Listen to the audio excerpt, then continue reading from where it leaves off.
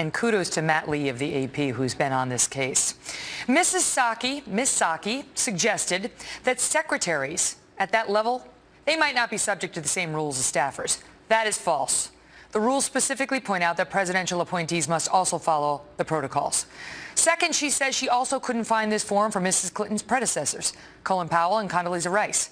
Okay, but the issue was never, is Mrs. Clinton signing all the forms she's supposed to be signing? The issue has been whether Hillary certified that she produced a bunch of documents that we know she did not produce. This is about Mrs. Clinton and what she certified under penalty of perjury. Now we're told she never said that she returned all the public records. And of course we know she could never have honestly signed that form. But here's the real point. OF 109 makes clear, if you are keeping federal records at your house, you're committing a felony. So if she had signed it, we would have proof that she knew what she was doing was illegal. Now that we're told she didn't sign the form, does that prove she didn't know she wasn't entitled to keep the documents? Well, that'll be up to the public to decide. Hillary Clinton, a graduate of Yale Law School, who was First Lady in the White House for 8 years, who's an accomplished attorney, was Secretary of State, and who even had someone fired, in part for not complying with federal record-keeping requirements. Did that Hillary Clinton know it was illegal to conceal these records for 6 years? If she did, she appears to have committed a crime. And that's what I tried to explain to Fox News' own Juan Williams today on The Five. I still think it's the case that she broke no law. I think that's what all of this... But you don't know. We got to find a document. We got to do this. We got to do that. Right. People are so afraid of her on the Republican side. They're just trying to tear her down. But how do you say that? If the law says that it is a violation to willfully conceal your records. The people at the Federal Records Act say she broke no law. What we're looking at is the listen, I'm an attorney, and Shannon Coffin is an attorney who worked in the White House, and I'm telling you, I looked at the law, and I believe there's obviously room for disagreement on this. I don't think you broke any law, and I think that, by the way... Based on what? I'm telling you the standard is willful concealment. There's no willful concealment that you can prove. So, I mean, the question... I don't think there's a prosecutor in America. How can it not be proved when she had 30,000 documents, 60,000 documents at home? You asked me a question, I'm answering it. I'm going to finish it. She's got all the documents on her computer. FOIA requests are coming in. Congressional demands are coming in. Litigation requests are coming in. She doesn't produce any of the documents. How is that not concealment? It's no concealment. She said she had nothing classified, and she said That's even a worse. Question. She said nothing sensitive in anything that she wrote. That's a different question. Joining us now, the man who first broke this story, Shannon Coffin, former counsel to Vice President Dick Cheney and a former DOJ Civil Division Assistant Deputy Attorney General. Shannon, good to see you. Hey, happy St. Patrick's Day. And to you. And so let's just start with where I left off with Juan. The law is clear. Separate and apart from OF 109, which now we know she dodged or they just didn't offer to her, the law is clear. And I refer the audience to 18 U.S. Code Section 2071B. Look at it. Whoever having the custody of any federal record willfully and unlawfully conceals, removes, or destroys the same shall be fined or imprisoned or both. And listen, and shall be disqualified from holding any office under the United States. If she willfully concealed these emails, not only did she commit a crime, she cannot be president. So the stakes are rather high.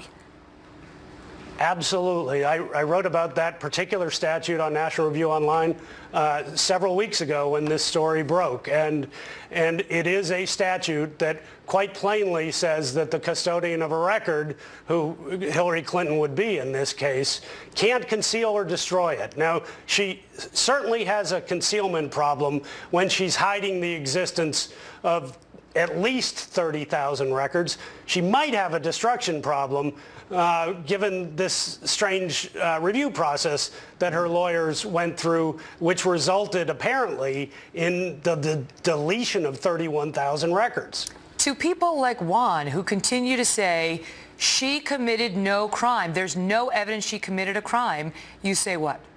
Well, there's evidence that would at least raise questions about whether she's committed a crime.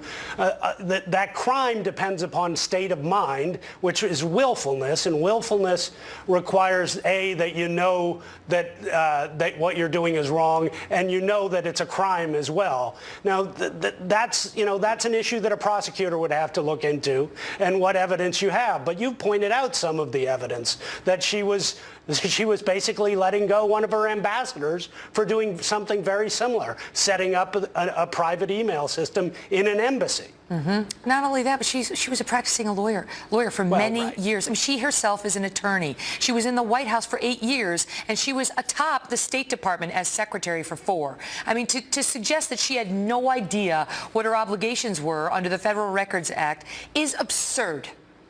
Megan, the Federal Records Act says that the obligation of the department is actually the obligation of the secretary. The Federal Records Act says the secretary is responsible for preserving all of the records of the agency. It falls on the Secretary of State for the Department of State to be the responsible party. So the Federal Records Act is very clear that Hillary Clinton is the one who bore the responsibility under the law. And now there's a question not only about whether she possibly violated Section 2071B, which we put on the board, but also a statute that makes it illegal to obstruct justice. Right. And that relates to the deletion of emails, just concealing them, just keeping them in her house, and not offering them for all those years while the FOIA requests were coming in and so on.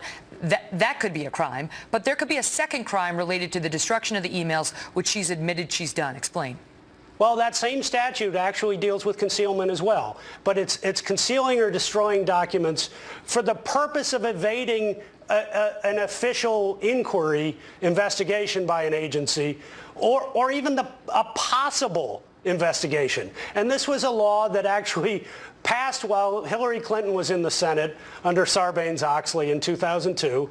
And it is designed to prevent exactly the sort of thing that we're concerned about happening here. It's designed to prevent someone from saying, hey, I know they're after me, or they might come after me, so I better hide or destroy these records. And again, it raises serious questions, and Professor Ronald Rotunda in the Wall Street Journal wrote a very good op-ed about that today. Mm-hmm.